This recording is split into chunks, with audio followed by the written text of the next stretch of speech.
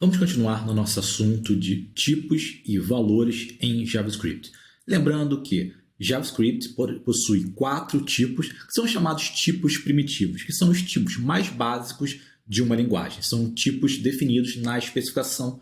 São eles: number, string, booleano, null, undefined, big int e symbol. Vamos começar vendo pelo tipo number, que é aquele tipo que armazena valores numéricos.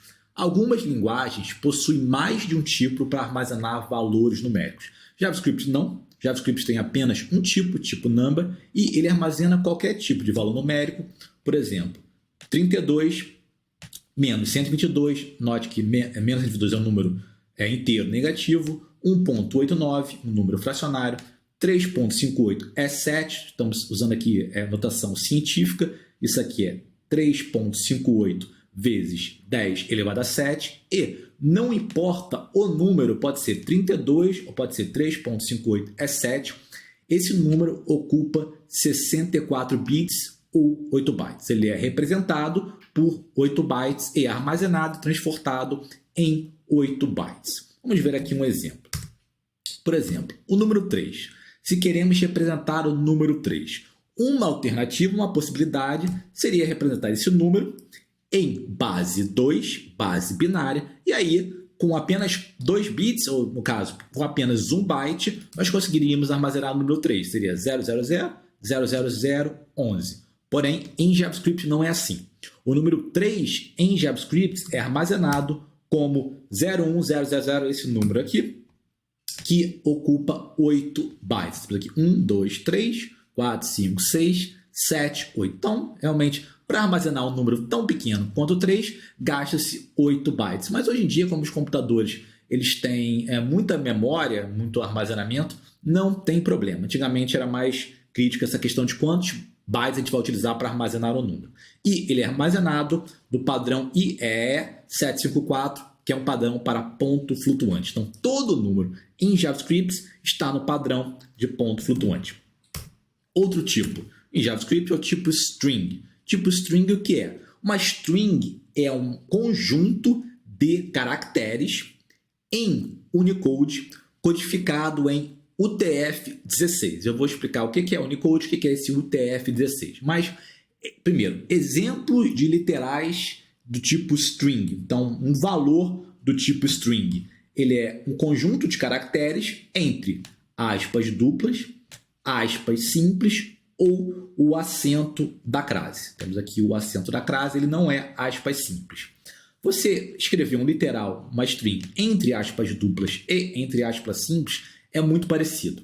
Já utilizando o acento da crase, às vezes eu erro falar crase, isso aqui é chamado literal de template, e nós poderemos colocar aqui dentro instruções ou expressões, melhor dizendo, expressões em JavaScript. Nós vamos ver mais sobre isso, mas a princípio, qualquer conjunto de caracteres, entre aspas, simples, duplas ou acento da crase, é um literal de uma string. Bom, e como ele é armazenado? Primeiro, em computador a gente só armazena bits. A gente pode utilizar bits para representar números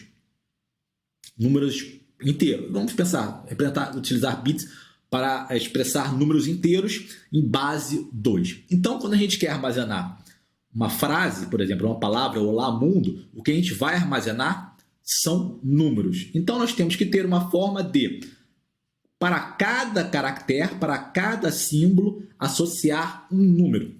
Isso é um padrão, isso é uma especificação. Existe esse padrão. Hoje em dia, o padrão... Existem vários padrões, né? Mas hoje em dia, o mais utilizado é o chamado Unicode. Unicode, o que é? Ele é um mapa de símbolos para números. Então, o símbolo O corresponde ao número. O símbolo L corresponde ao número. O A acentuado corresponde ao número. O espaço em branco corresponde ao número, etc. Então, quando a gente quer armazenar Olá Mundo, a gente vai armazenar os números correspondentes a essas letras. Porém, existem várias formas de codificar isso. Vamos ver um exemplo. A palavra hello. Uma forma de codificar isso é em conjunto de 8 bits, em conjunto de bytes. Por quê? Cada símbolo tem um número.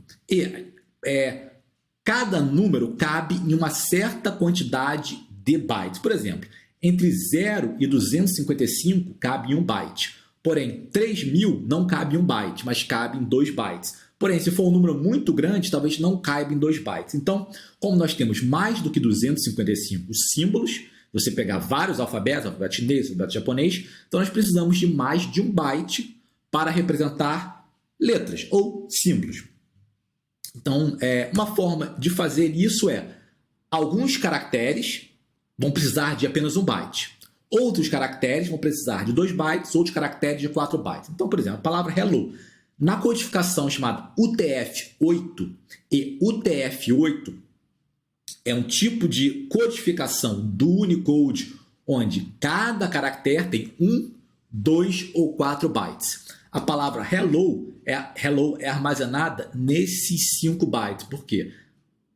O símbolo H ele cabe apenas 1 byte, então ele é 68, o E 65, o L 65, 6C e o O 6F. E aqui, isso aqui, na verdade, esqueci de falar, esse número aqui é na base 16. Isso aqui é um número hexadecimal que representa 1 byte. Então, isso aqui é 1 byte, isso aqui não é 68, perdão, isso aqui é 68 em hexadecimal na base 16, isso aqui é 65 na base hexadecimal, etc. Porém, existem outras formas de codificarmos letras. Nós podemos, ao invés de utilizar apenas 1 byte, utilizar 2 bytes. Então, cada símbolo vai ser armazenado em 2 bytes. Então, o mesmo hello em UTF-16, ele é representado por 10 bytes. Por quê? Agora, a letra H ocupa 2 bytes, a letra E ocupa 2 bytes, a letra L ocupa 2 bytes e a letra O ocupa 2 bytes. E aí você pode pensar, bom, para que eu estou usando 2 bytes se cada letra só precisaria de 1 byte? Vamos ver um outro exemplo. A palavra João. Agora, João em UTF-8 vai precisar de 5 bytes, porém só tem 4 letras. Por que isso? Porque o J, realmente o J só precisa de 1 byte, que é o 4A. O O só precisa de 1 byte, que é o 6F. Porém, o ATIL, ele precisa de 2 bytes para ser representado em UTF-8. Então, ele precisa do C3 e do A3. E o O precisa de 1 byte só. Então, veja que não tem agora mais uma correspondência direta entre número de letras e número de bytes. Temos 4 letras e 5 bytes. Isso é mais difícil de tratar, porque cada caractere pode ter agora 1, 2 ou 4 bytes.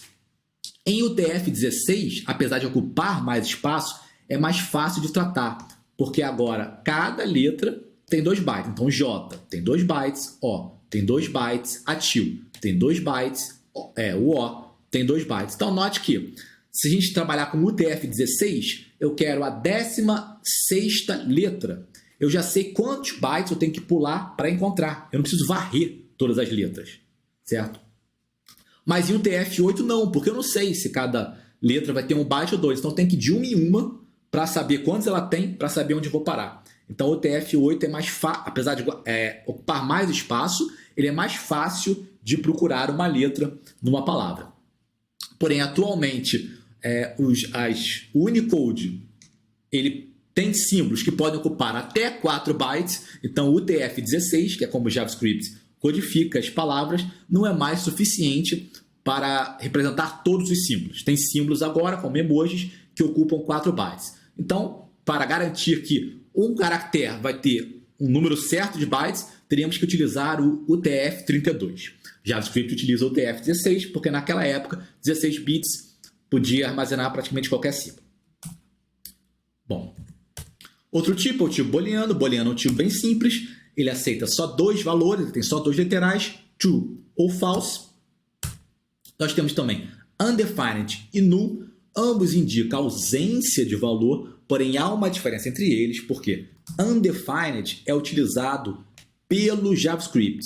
Geralmente é para indicar a ausência de valor quando, por exemplo, uma variável, já vamos ver sobre variáveis, mas uma variável não foi inicializada, então ela não tem um valor. Então, como ela não tem um valor ainda, ela começa undefined. Já null também indica ausência de valor, mas é algo que o JavaScript não atribui nada. Quem atribui é o programador. É uma atribuição intencional do programador para indicar ausência de valor. Porém, é opcional. Se você não quiser usar null e quiser usar apenas o defined, não tem problema. Os últimos tipos são o tipo BigInt e símbolo. Como eu já falei, BigInt denota grandes números inteiros e símbolo é algo mais sutil da linguagem, que indica um valor que não pode ser duplicado, e nós vamos ver isso mais para frente do curso, mas por agora isso foi uma visão geral dos tipos primitivos em JavaScript.